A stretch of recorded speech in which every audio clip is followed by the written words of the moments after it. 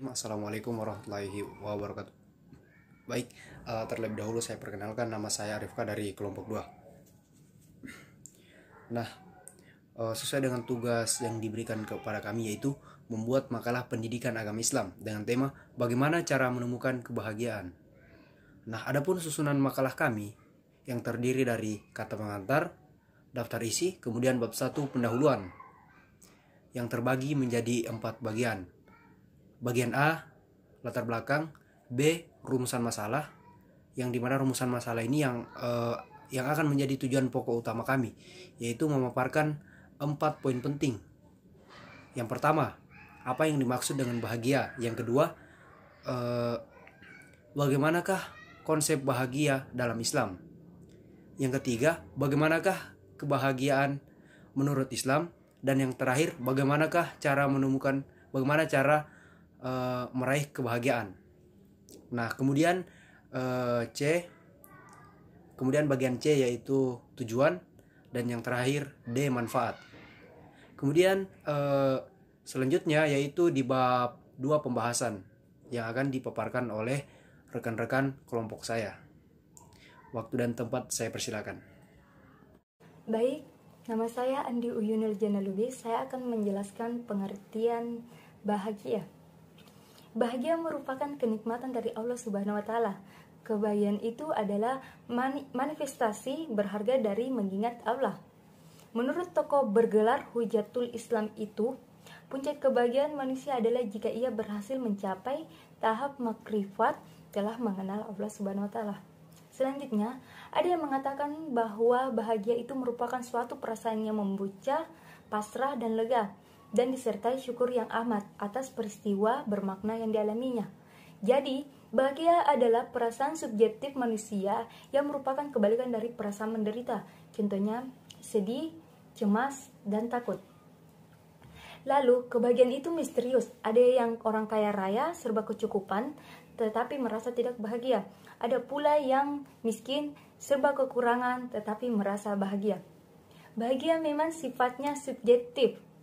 Bahagia tidak dapat diukur dari materi, meskipun materi dapat menjadi penunjang kebahagiaan. Kebahagiaan itu ajaib, di mana kadang-kadang hadir di tengah penderitaan. Baik, sekian dari saya kembalikan kepada materi selanjutnya. Ya, Assalamualaikum warahmatullahi wabarakatuh. Perkenalkan, nama saya Deden Pertama. Saya dari kelas K. Dalam kesempatan ini saya akan menjelaskan tentang konsep kebahagiaan dalam Islam. Ya, seperti yang kita ketahui, kebahagiaan dalam Islam adalah tidak bisa berdiri sendiri, ia terikat oleh agama. Salah satunya contohnya seperti kebahagiaan Islam terikat erat dengan konsep tauhid. Dan seperti yang kita ketahui, bahagia adalah perasaan seseorang yang tidak diatur atau disuruh untuk menyembah siapapun. Termasuk konsep kebahagiaan Islam, kita hanya disuruh untuk menyembah Allah Subhanahu wa Ta'ala, dan kita harus taat kepada aturan-aturannya. Dan seperti kita ketahui, manusia hakikatnya adalah bukan siapa-siapa, bukan apa-apa, dan tidak memiliki apa-apa. Semua hanya titipan dari Allah Subhanahu wa Ta'ala yang diberikan kepada hamba-hambanya untuk menjalankan syariat-syariatnya.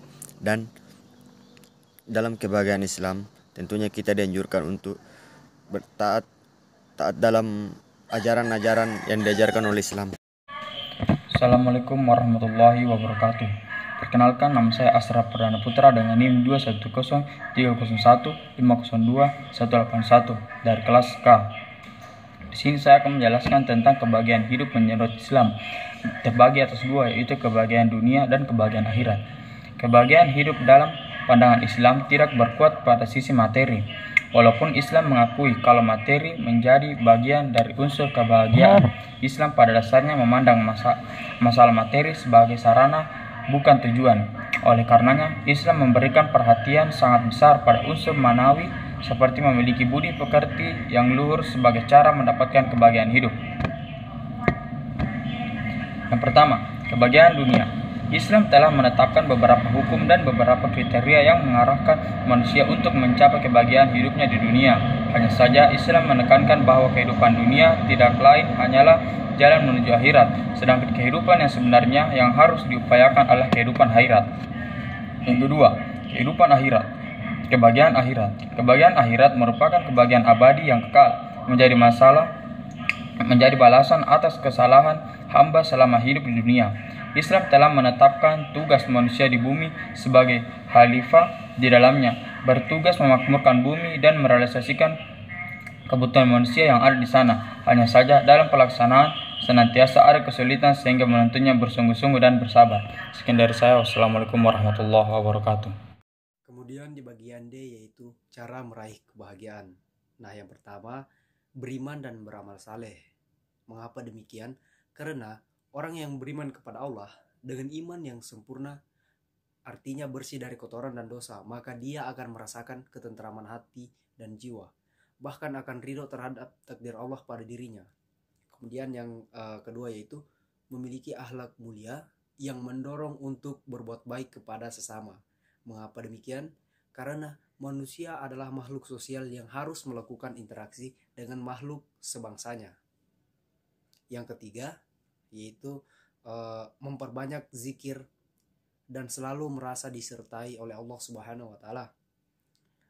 Karena sesungguhnya keridaan hamba yang tergantung pada zat tempat ia bergantung.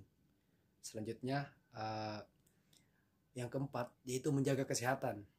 Mengapa harus menjaga kesehatan? Karena kesehatan di sini mencakup semua sisi badan, jiwa, akal, dan rohani, sehingga kita dapat meraih kebahagiaan. Baik, itulah hasil pemaparan dari kelompok kami, kelompok 2. Atas segala kekurangannya mohon dimaafkan. Sekian, assalamualaikum warahmatullahi wabarakatuh.